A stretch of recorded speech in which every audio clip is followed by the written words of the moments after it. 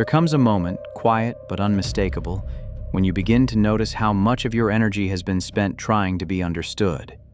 You replay conversations in your mind, refining arguments that were never asked for, defending choices that required no permission. You explain, justify, clarify, hoping that somewhere in all that effort, respect will finally take root. But it doesn't. Instead, something inside you begins to erode.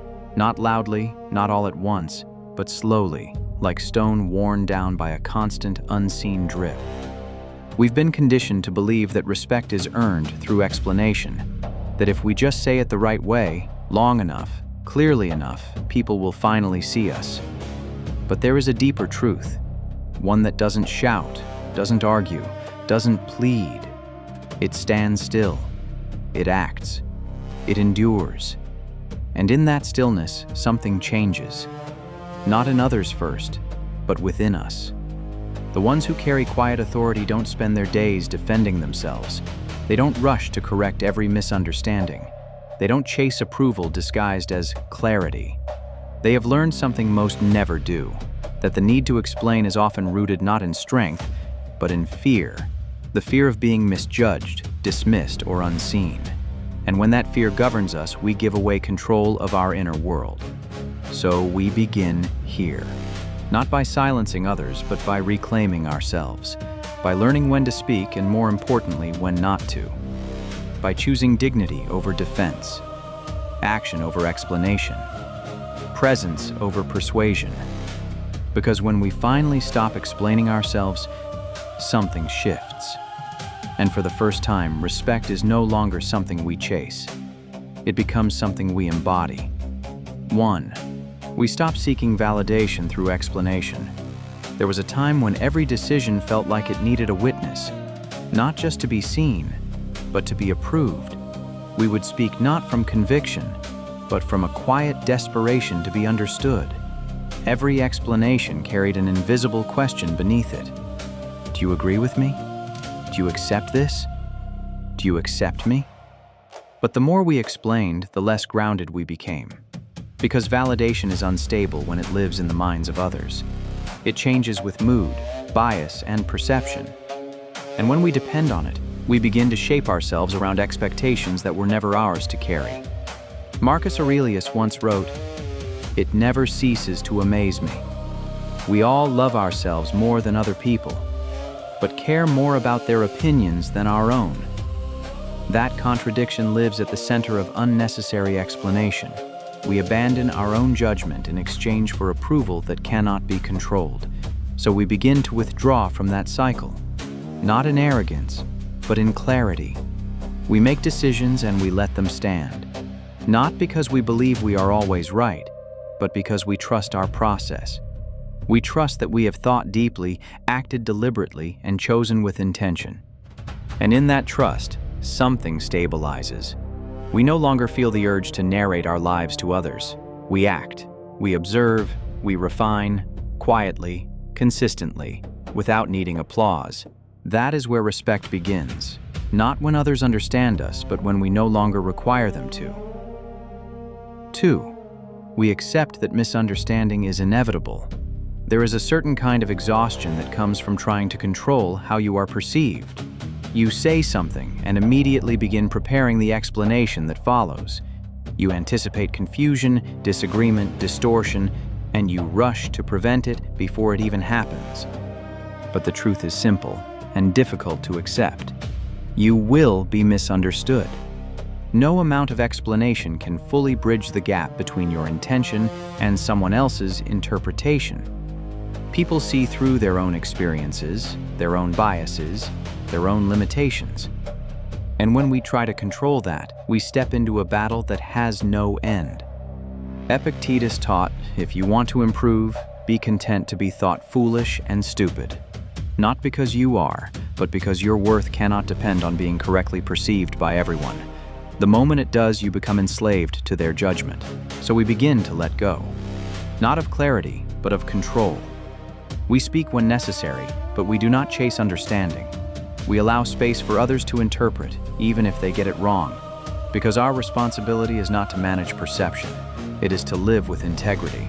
There is power in being misunderstood and remaining steady, in not rushing to correct every false assumption, in allowing silence to carry what words cannot. And in that silence, something profound happens.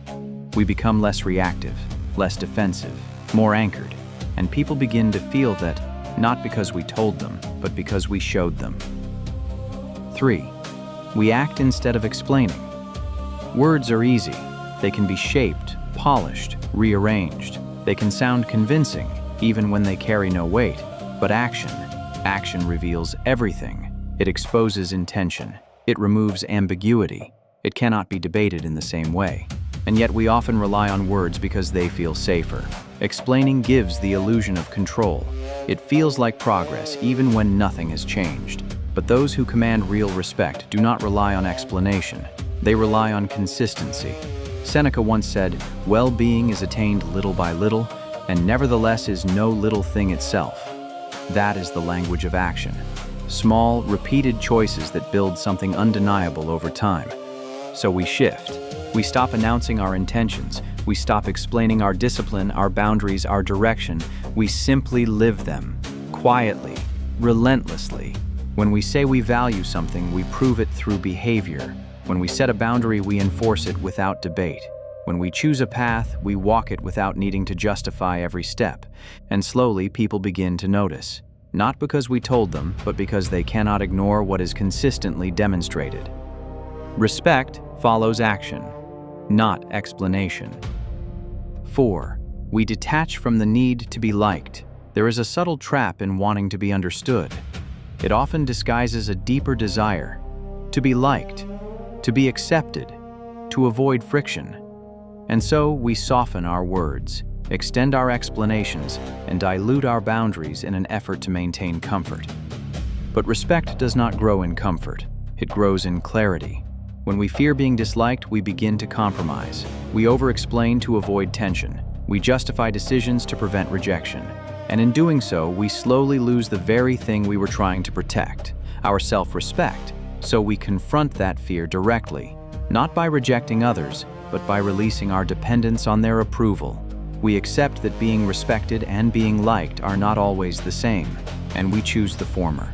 We speak less, but with more intention. We set boundaries without apology. We allow discomfort to exist without rushing to dissolve it through explanation. And something shifts. Not immediately, but inevitably. People begin to sense the difference, the absence of need, the presence of conviction. Because when you no longer need to be liked, your words carry weight, and your silence carries even more. 5. We master emotional restraint. Explanation is often driven by emotion. The urge to correct, defend, or clarify is rarely neutral. It is fueled by discomfort. We feel misunderstood, and we react. We feel judged, and we respond. We feel challenged, and we explain. But reaction is not mastery. The ability to remain composed, to feel the impulse to explain and choose stillness instead, is a form of strength that cannot be imitated. It requires awareness, discipline, control. Marcus Aurelius reminded himself, "You have power over your mind, not outside events. Realize this, and you will find strength." That strength reveals itself in moments where we could react, but don't. We pause. We observe the emotion. We let it pass without attaching words to it. We recognize that not every feeling requires expression, and not every situation requires a response. And in that restraint, we gain clarity. We begin to see situations as they are, not as they feel in the moment. We respond when necessary, but never impulsively. That is where true authority begins, not in what we say, but in what we choose not to. 6. We let our boundaries speak for us. There is a kind of quiet power in clear boundaries. They do not need explanation. They do not require justification. They simply exist and are upheld. But many struggle with this. We set a boundary, then immediately explain it. We soften it, defend it, negotiate it, until it no longer holds the strength it once had. Because deep down, we fear the reaction. But a boundary that depends on explanation is not a boundary, it is a request. So we change our approach. We define what is acceptable and what is not. We communicate it clearly once if needed, and then we let our actions enforce it. If someone crosses that line, we respond, not with lengthy explanations, but with consistent consequences, calmly, firmly, without hostility. And over time, people learn, not through words, but through experience. They understand where you stand, not because you explained it repeatedly, but because you lived it without compromise. 7. We become rooted in ourselves. At the center of all this is a simple but demanding truth. We must become rooted in ourselves, not in arrogance, not in isolation, but in a deep, unshakable understanding of who we are, what we value, and how we choose to live. When we are rooted, we do not need to explain every choice. We do not feel threatened by misunderstanding. We do not chase approval. We move with intention, guided by principles rather than perception. This is not something that happens overnight. It is built through daily practice, through reflection, through discipline, through the quiet, repeated act of choosing alignment over comfort. And as we strengthen that foundation, the need to explain begins to fade. Not because we are withholding, but because we are no longer uncertain. We know who we are, and that knowledge speaks louder than any explanation ever could.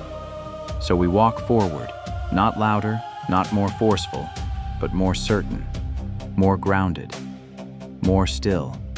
And in that stillness, something undeniable emerges. Respect. There is a story often told of Epictetus, who was born into slavery and lived much of his early life under the control of another man. One day, as the story goes, his master twisted his leg violently. Epictetus did not scream, did not beg, did not explain. He simply said calmly, "If you continue, you will break it." The man kept twisting, and the leg broke. Epictetus looked at him and said, "Did I not tell you?" There was no anger, no emotional outburst, no explanation of pain or injustice, just reality stated once and then accepted. That is the kind of inner stillness we are moving toward. Not silence out of weakness, but silence born from complete control over oneself. We often think strength is loud, that it must be demonstrated, proven, defended. But that moment shows something different. It shows a man who understood that explaining his suffering would not stop it, that pleading would not restore dignity. So he chose something higher, control over his response. And in that, he remained free, even in chains. There is another moment from the life of Marcus Aurelius, who carried the weight of an empire on his shoulders. He was constantly criticized by politicians, by generals, by the public. People misunderstood his decisions, questioned his authority, and judged his actions without seeing the full picture. And yet he did not spend his days issuing defenses or justifying himself to the masses. Instead, he wrote privately to himself, reminding his own mind, "Waste no more time arguing what a good man should be. Be one." That was his answer to misunderstanding. Not explanation, but embodiment. Imagine that level of restraint, having the power to address every critic, to silence every doubt, and choosing not to. Choosing instead to live in such a way that explanation becomes unnecessary. That is not passivity. That is discipline at the highest level. We see a similar pattern in the life of Seneca, who advised emperors and navigated dangerous political waters. He was accused of many things: greed, manipulation, hypocrisy. Some of it may have been true, some exaggerated, some completely false. But Seneca understood something critical, that constantly defending oneself in the court of public opinion is a losing battle. In one of his letters, he wrote about how easily reputation can be shaped by others and how little control we truly have over it. So instead of exhausting himself with explanations, he turned inward, focusing on living with consistency, refining his character, and accepting that judgment would come regardless. There's a lesson here that most people resist. Your reputation will always exist partly in the imagination of others, and no amount of explanation can fully correct that. So the question becomes, will you spend your life chasing perception or building substance? Think about how often we feel the urge to correct someone mid-conversation. They misunderstand something small and immediately we jump in. We clarify, rephrase, expand, explain, trying to regain control of how we are seen. But in doing that, we reveal something subtle, that their perception has power over us, that we are not fully anchored. Now imagine the opposite. Someone misinterprets you, and you remain calm. You don't rush to correct. You let the moment pass, knowing that one misunderstanding does not define you, that your life is not a single conversation, but a long pattern of action. That is where real confidence begins, not in controlling every moment, but in trusting the whole. There is also the example of a general returning from battle. His strategy is questioned by those who never stood on the field. They dissect his choices from a place of comfort. Unaware of the pressure, the uncertainty, the chaos he faced, he could explain every decision, every calculation, every risk, but he doesn't, because he knows something they don't, that those who weren't there will never fully understand, and more importantly, that their understanding is not required. This applies to us more than we realize. Not everyone is meant to understand your path. Not everyone has earned access to your reasoning, and not every decision deserves an explanation. We begin to realize that explanation is often an attempt to reduce discomfort, not just for others, but for ourselves. When someone questions us, it creates tension, a kind of friction, and explaining feels like a way to smooth that over, to restore ease. But growth rarely exists in ease. It exists in holding that tension without collapsing into reaction. There is strength in letting a moment remain unresolved, in allowing someone to think what they will without rushing to correct them. Because in that space, we learn something about ourselves. We learn whether we truly stand by our choices or whether we depend on approval to feel secure in them. Over time, this becomes a practice, a quiet discipline. You notice the impulse to explain, and you pause. You feel the discomfort, and you stay with it. You let it pass without acting on it. And each time you do this, you reclaim a piece of your inner authority. People begin to respond differently to this, not immediately and not always consciously, but they feel it.